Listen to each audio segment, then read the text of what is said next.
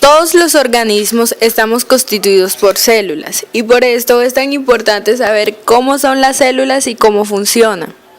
De hecho, todavía no se sabe del todo cómo funcionan ni cómo controlan por sí mismas cuando toca hacer una cosa y cuando tienen que dejar de hacerla.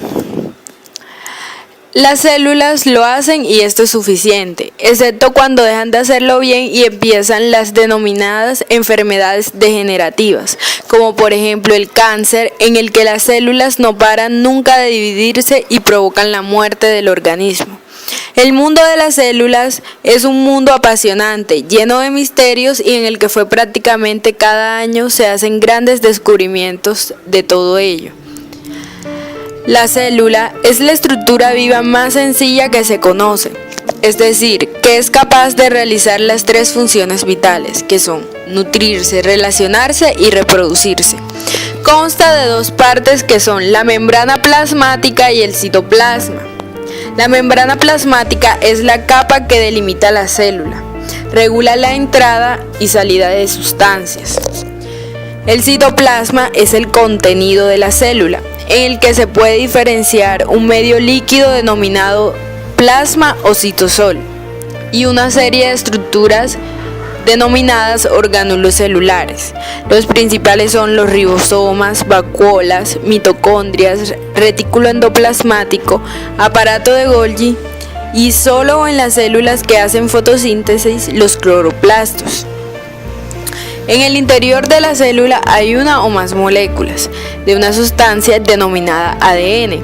Se trata de unas moléculas muy alargadas, tan largas que tienen el aspecto de un hilo de coser, que tienen la información genética, es decir, la información de cómo es y cómo funciona la célula.